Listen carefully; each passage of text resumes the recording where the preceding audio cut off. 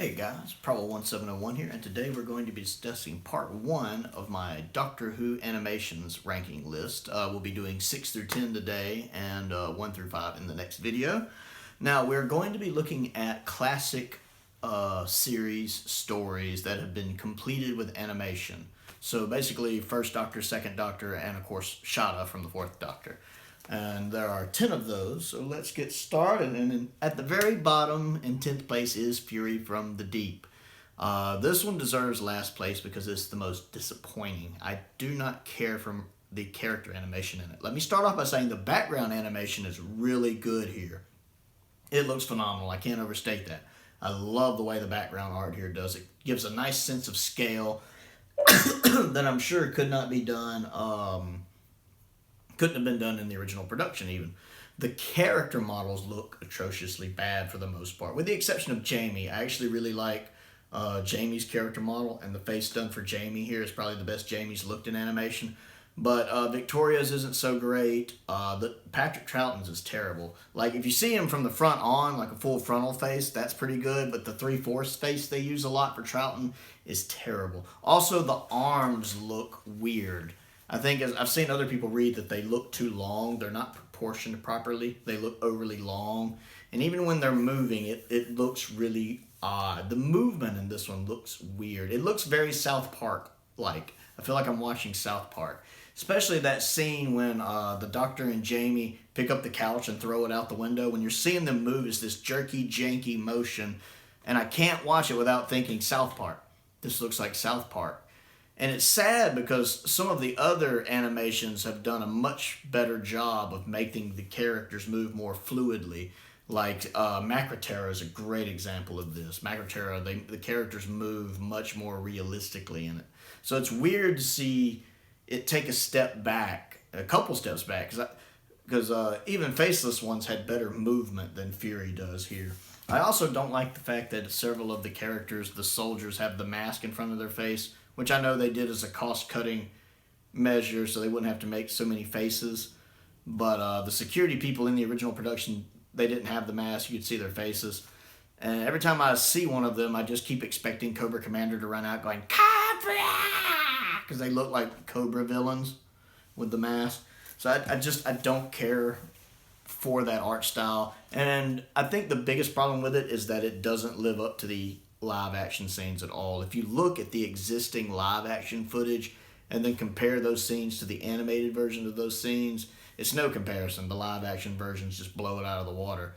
Like the scene with Oak and Quill when they're poisoning the one guy's wife and she's choking, the live action version of that is terrifying, whereas in the animated version of it isn't. It doesn't do it. It looks all right. That's the best I can give it, is all right. So it's the most disappointing. That's why it's at the bottom of the list.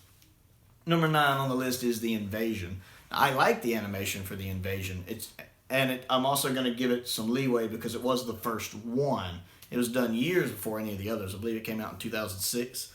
And it's early episodes that are animated, episodes 1 and 4. But there are times you can tell when they reuse the same angle of shots, like that one shot of Troughton's face doing this is seen a lot. That one of Victoria and Jamie when their head's kind of like this and their mouth is just moving but their face isn't. That's used a lot. So it's good. It gets the job done. I like some of Troughton's mannerisms, like when he's holding his hands together. But there's also inconsistencies in it, like the chips he hands Vaughn in it don't look the same in the animated version as they do in the live action version. I don't think the radio Jamie has looks the same either. So it definitely has some problems, but it's fine. It's okay.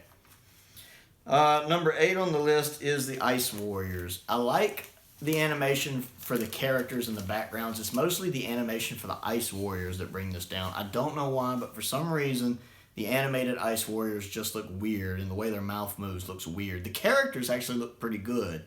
I think they do a pretty good job with Troughton here. I don't think it's as good as the animation that was being done by most of the other studios at the time, like Planet 55.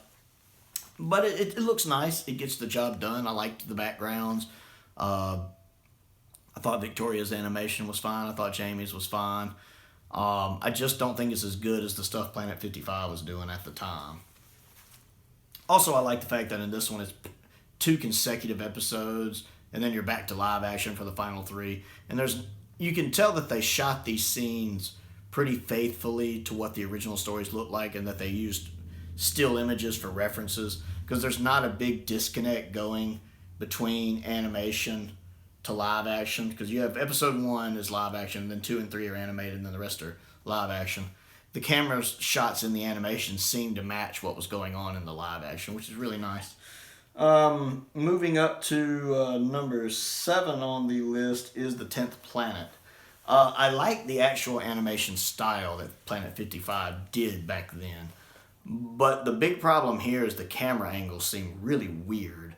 Plus, I just have an issue when the final story is animated. I much prefer in the ones where it's a mix of animation and live action. I really like when the final episode is, live action is the surviving footage.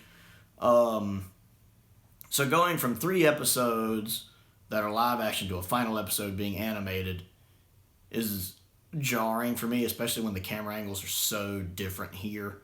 I find it much more bothersome than I do, say, in Reign of Terror, which is further up on the list. I guess just because this is supposed to be such an important episode of Doctor Who. And I found episode 3 lacking anyway, just because the Doctor's not in it much due to Hartnell's health. So with him popping back here in this animated form, it didn't work for me. The close-ups of the Cybermen when they're talking don't match the other 3 episodes. I like the animation style, but the way the camera work is done here throws me off. I just remember when I was watching this episode for the first time, feeling really disconnected with it and found it very jarring. And let's see where I'm at here. Number 6 on the list is Shada. I really love the story Shada. I'm glad they completed it with the animation. I like the animation. You can tell that the animation is done pre-Macroterra, because it's definitely not as good as Macroterra and Faceless ones. It moves more 2D like Power of the Daleks, but it's still really good. I don't think they get Baker's face quite right. It's fine. It's not bad, but I still don't think it looks quite like Baker. I really enjoy it. It looks good in color. I really like that it gives us a chance to see the villain's, I can't remember his name, the villain's ship in all its glory on the inside. They do a good job of making it look really big. We get to see Shada in animated form, so since it's in animated form, they can kind of go nuts with it and make it massive and huge and like this giant prison. Looks really, really good. The voice acting's really good in these segments too. The voice actors, the surviving voice actors, all do a good job playing stepping back into their roles and playing their respective roles. I really like that they get to take some creative liberties with stuff they wouldn't have been able to done in the original production, like some nice dynamic shots of K9 firing his laser. Look really, really good. The crystal ball exploding and hitting everybody. They couldn't have made some of the animated scenes couldn't have looked as good in 1979 when they were actually filmed, to put it that way. So they do a good job with it. I love Shada, and I think the animation fits the live action really, really well here.